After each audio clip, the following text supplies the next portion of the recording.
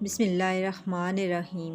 جو لوگ دینی وظائف مثلاً آیت الکرسی، چاروں کل، آیت الکرسی یا کوئی بھی وظیفہ بغیر وضو کیے پڑھتے ہیں تو یہ ویڈیو آپ کے لیے۔ اس ویڈیو میں یہ تمام معلومات آپ کو فراہم کی جائیں گی، لیکن پہلے یہ جان لیجئے کہ اگر آیت الکرسی کو وضو کے بعد تلاوت کیا جائے تو اللہ تبارک و تعالی پڑھنے والے کو 40 سال کی عبادت کا ثواب عطا فرمائیں گے۔ سبحان اللہ۔ آپ کی 40 درجے بلند ہوں گے، 40 حوریں عطا کریں گے۔ اگر آیت الکرسی پڑھ کر مرحومین کو ہدیہ کیا جائے تو اللہ تعالیٰ فرشتے کو حکم دیتا ہے کہ اس کے لیے قیامت تک تسبیح کریں۔ 60 انبیاء کا ثواب عطا کرتا ہے۔ اس کی قبر میں 40 شمعیں داخل کرتا ہے جس کا نور مشرق سے مغرب تک پھیل جاتا ہے۔ اس نور سے اس کی قبر وسیع ہو جاتی ہے۔ ایک مرتبہ ایک شخص امیر المومنین حضرت علی رضی اللہ عنہ کے پاس آیا اور بتایا کہ اس کے بدن اور مثانہ سے پیلا پانی نکلتا ہے، اس کا کوئی علاج بتائیے۔ امیر المومنین نے فرمایا، بغیر کسی درہم و دینار کے اس کا علاج ہے۔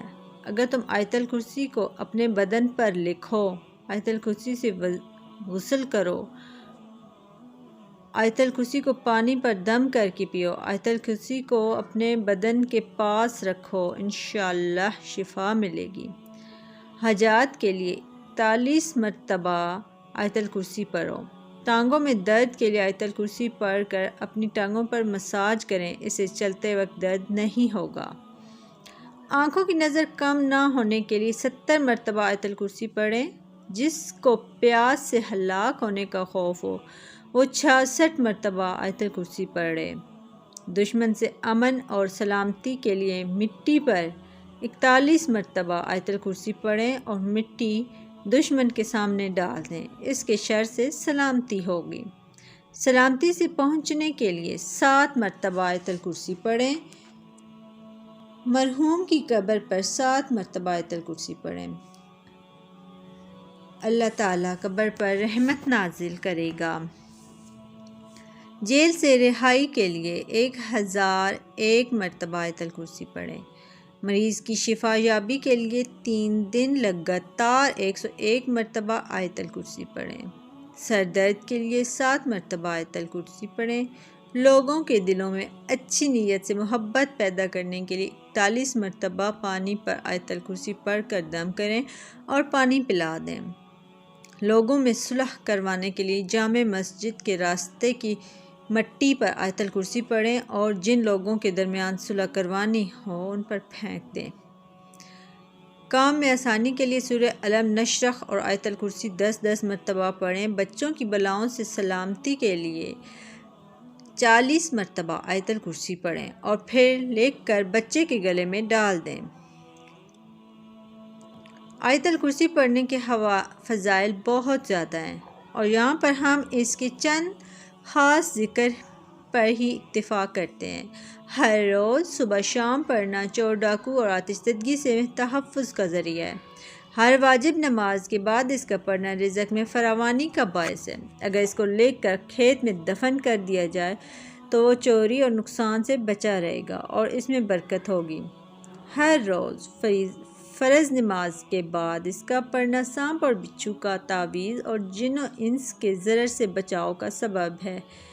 اس کا لکھ کر گھر میں رکھنا چوری سے بچاؤ کا موجب ہے۔ اگر اسے لکھ کر دکان میں رکھا جائے تو اس سے خیر و برکت ہوگی۔ ہر شخص کا سوتے وقت اسے پڑھنا فالج سے حفاظت کا باعث ہے۔ نبی کریم صلی اللہ علیہ وآلہ وسلم سے منسوب ایک روایت میں ہے کہ جو شخص فرض نماز کے بعد آیت الکرسی کی تلاوت کرے گا خدا اس پر نگاہ رحمت کرے گا اور آسمان سے ایک فرشتہ بھیجے گا جو دوسرے دن اس وقت تک صرف اس کی نیکیاں لکھے گا اور برائیوں سے چشم پوشی کرے گا۔ دوسری جگہ وارد دعا ہے کہ جو شخص آیت الکرسی پڑھے گا خدا خود اس کی روح قبض کرے گا اور وہ شخص اس طرح ہوگا جس نے پیغمبروں کے ساتھ رہ کر جہاد کیا ہو اور شہید ہوا ہو، اور موت کے بعد بلا فاصلہ جنت میں جگہ ملے گی۔ اس کی تلاوت سے فکر و فاقہ دور ہوتا ہے، خدا کی طرف سے امان نامہ ملتا ہے۔ رزق میں وسعت ہوتی ہے اور خدا اپنے فضل سے اس کے مال میں اضافہ فرماتا ہے۔ نبی کریم صلی اللہ علیہ وسلم نے فرمایا، اے علی، آیت الکرسی میں 50 کلمات ہیں اور ہر کلمے میں اللہ عز و جل کی عطا کردہ 50 برکات ہیں۔ آیت الکرسی کا مقام وہ ہے جو ایک پہاڑ میں چوٹی کا ہوتا ہے۔ امام محمد باقر نے فرمایا، ایک مرتبہ آیت الکرسی پڑھنے والے کو دنیا کی ہزاروں مصیبتیں اللہ تعالیٰ ختم کر دیتا ہے، جس میں کم از کم غربت ہے، اور آخرت میں عذاب قبر سے نجات حاصل ہوتی ہے۔ رسول پاک صلی اللہ علیہ وسلم نے ان سے سوال کیا کہ کتاب اللہ میں سب سے عظیم آیت کون سی ہے؟ تو وہ کہنے لگے کہ اللہ اور اس کے رسول صلی اللہ علیہ وسلم کو ہی زیادہ علم ہے۔ یہ سوال کئی بار دہرایا اور پھر فرمانے لگے کہ وہ آیت الکرسی ہے۔ فرمانے لگے، اے ابو المنذر، علم مبارک ہو، اس ذات کی قسم جس کے قبضے میں میری جان ہے، اس آیت کی زبان اور ہونٹ ہوں گے عرش کے پائے کے ہاں اللہ پاک کی پاکی بیان کر رہی ہوں گی۔ عبداللہ بن ابی بن کعب بیان کرتے ہیں کہ ان کے والد کے پاس کھجوریں رکھنے کی جگہ تھی۔ میرے والد ان کا خیال رکھتے تھے، تو ایک دن انہوں نے ان میں سے کھجوریں کم دیکھیں۔ وہ بیان کرتے ہیں کہ اس رات انہوں نے پہرا دیا تو رات ایک نوجوان کی شکل میں آیا، میں نے اسے سلام کیا، اس نے جواب دیا۔ والد صاحب کہتے ہیں، میں نے اس سے کہا تم جن ہو یا کہ انسان؟ اس نے جواب دیا، میں جن ہوں۔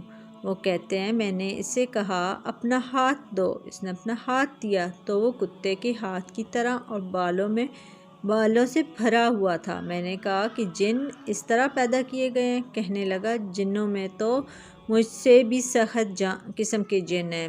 میں نے کہا کہ تجھے یہ چوری کرنے پر کس نے ابھارا؟ اس نے کہا، ہمیں یہ اطلاع ملی ہے آپ صدقہ و خیرات پسند کرتے ہیں، تو ہم نے یہ پسند کیا ہے کہ ہم تیرا غلہ حاصل کریں۔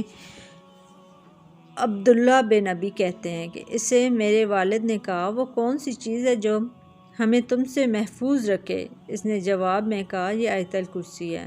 پھر وہ نبی علیہ الصلاۃ والسلام کے پاس گیا اور سارا قصہ بیان کیا، تو نبی علیہ الصلاۃ والسلام نے فرمایا، اس خبیث نے سچ کہا۔ اے ابو ذر بیان کرتے ہیں، میں نبی کریم صلی اللہ علیہ وسلم کے پاس آیا تو مسجد میں تشریف فرما تھے، تو میں بھی ان کے پاس بیٹھ گیا۔ نبی پاک نے فرمایا، اے ابو ذر، کیا تو نے نماز پڑھی؟ میں نے نہیں میں جواب دیا، تو رسول پاک صلی اللہ علیہ وسلم فرمانے لگے، اٹھ کر نماز پڑھو۔ میں نے اٹھ کر نماز ادا کی اور پھر بیٹھ گیا، تو نبی پاک صلی اللہ علیہ وسلم فرمانے لگے، اے ابو ذر، انسانوں اور جنوں کی شر سے پناہ طلب کرو۔ وہ کہتے ہیں کہ میں نے رسول پاک صلی اللہ علیہ وسلم سے کہا کہ کیا انسانوں میں بھی شیطان ہوتے ہیں؟ تو نبی پاک صلی اللہ علیہ وسلم فرمانے لگے، جی ہاں۔ میں نے نماز کا کہا تو رسول پاک صلی اللہ علیہ وسلم کہنے لگے کہ یہ اچھا موضوع ہے، جو چاہے زیادہ کر لے اور جو چاہے کم کر لے۔ وہ کہتے ہیں، میں نے کہا روزے کے بارے میں؟ نبی پاک صلی اللہ علیہ وسلم فرمانے لگے، فرض ہے، اس کا اجر دیا جائے گا اور اللہ تعالیٰ کے ہاں اور زیادہ اجر ملے گا۔ میں نے کہا، اے اللہ کے رسول صلی اللہ علیہ وسلم، صدقہ؟ تو وہ کہنے لگے، اس کا اجر ڈبل ہے، ڈبل سے بھی زیادہ ہوگا۔ میں نے کہا، کون سا صدقہ بہتر؟ فرمایا، قلیل اشیاء کے مالک کا صدقہ کرنا یا پھر فقیر کو چھپا کر دینا۔ میں نے کہا، اے اللہ کے رسول، سب سے پہلا نبی کون تھا؟ فرمانے لگے، آدم علیہ السلام۔ میں نے کہا، اے اللہ کے رسول، کیا وہ نبی تھے؟ نبی پاک صلی اللہ علیہ وسلم نے فرمایا، وہ نبی مکلم تھے، اللہ تعالیٰ کے ساتھ بات چیت کی تھی۔ میں نے کہا، اے اللہ کے نبی، رسولوں کی تعداد کیا ہے؟ فرمانے لگے، 310 سے کچھ زیادہ، اور ایک مرتبہ یہ فرمایا 315۔ میں نے کہا، اے اللہ کے رسول صلی اللہ علیہ وسلم، آپ پر جو نازل کیا گیا ہے اس میں سب سے عظیم کیا ہے؟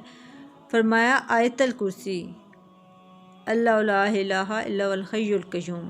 محترم ناظرین، آئیے اب اپنے آج کے سوال کا جواب تلاش کرتے ہیں کہ کیا بغیر وضو کے آیت الکرسی پڑھ سکتے ہیں؟ آیت کریمہ اور چاروں کل پڑھ سکتے ہیں؟ تو سب سے پہلے یہ جان لیجئے کہ وضو کرنا شرط ہے صرف نماز کے لیے، یعنی جب نماز ادا کرنی ہو تو اس سے پہلے وضو کرنا فرض ہے۔ اب یہاں سوال یہ اٹھتا ہے کہ ایک شخص کا وضو پہلے سے موجود تھا، اگلی نماز کا وقت ہو گیا تو کیا وہ پھر سے وضو کرے؟ تو جان لیجئے کہ اگر وضو کو فاسد کرنے والا کوئی کام نہیں ہوا اور اسے کامل یقین ہے کہ اس کا وضو قائم ہے اور اگلی نماز کا وقت شروع ہو گیا ہے تو اس کے لیے اسے وضو کرنے کی ضرورت نہیں۔ لیکن یاد رکھیں کہ قرآن کریم کی تلاوت کرنے کے لیے وضو کرنا شرط نہیں۔ ایک شخص بغیر وضو کے بھی چلتے پھرتے اپنے روزمرہ کے کام سر انجام دیتے ہوئے قرآن پاک کی تلاوت کر سکتا ہے، مگر قرآن پاک کو چھونے، پکڑنے، قرآن سے دیکھ کر تلاوت کرنے کے لیے وضو شرط ہے۔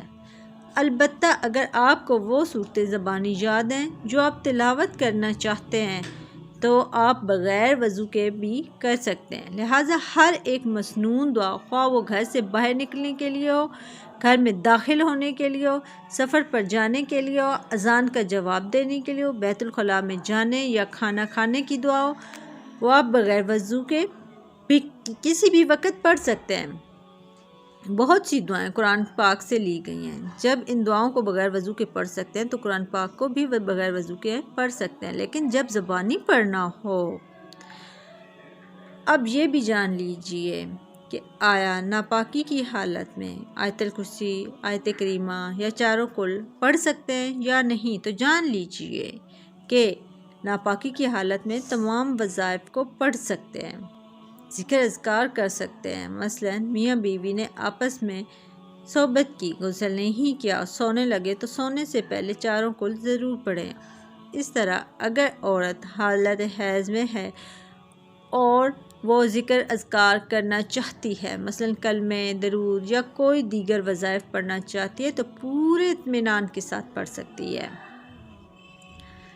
اب یہاں ناپاکی کی اقسام بھی بیان کرتے چلیں کہ اگر حالت جنابت میں ہے یا حالت حیض و نفاس میں ہے یا خواتین کے کپڑے چھوٹے بچوں کے پیشاب یا پاخانہ کر دینے کی وجہ سے ناپاک ہو چکے ہیں، یا مرد حضرات جو باہر کام کرنے کے لیے گئے ہیں، باہر کیچڑ یا گٹر کا گندا پانی وغیرہ ان کے کپڑوں پر لگ گیا، تو یہ تمام حالتیں ناپاکی کی ہیں۔ ان تمام حالتوں میں اب زبانی ذکر اذکار اور دیگر مسنون دعائیں جو روزمرہ کے معاملات میں پڑھی جاتی ہیں ان کو بے فکر پڑھ سکتے ہیں، ہرگز کوئی قباحت نہیں ہے۔ اب کچھ لوگوں کے ذہن میں یہ بھی آیا ہوگا کہ اگر ناپاکی کی حالت میں بھی ذکر اذکار کر سکتے ہیں اور بغیر وضو کے بھی کر سکتے ہیں تو پھر دونوں میں فرق ہی کیا ہے؟ تو محترم ناظرین، فرق یہ ہے کہ بغیر وضو آپ قرآن پاک کو چھوئے بغیر قرآن کی صورتوں کی تلاوت بھی کر سکتے ہیں۔ البتہ ناپاکی کی حالت میں اگرچہ آپ ذکر اذکار اور وظائف کی نیت سے قرآن کی صورتیں پڑھ سکتے ہیں، لیکن تلاوت کی نیت سے قرآن کی صورتیں زبانی بھی نہیں پڑھ سکتے۔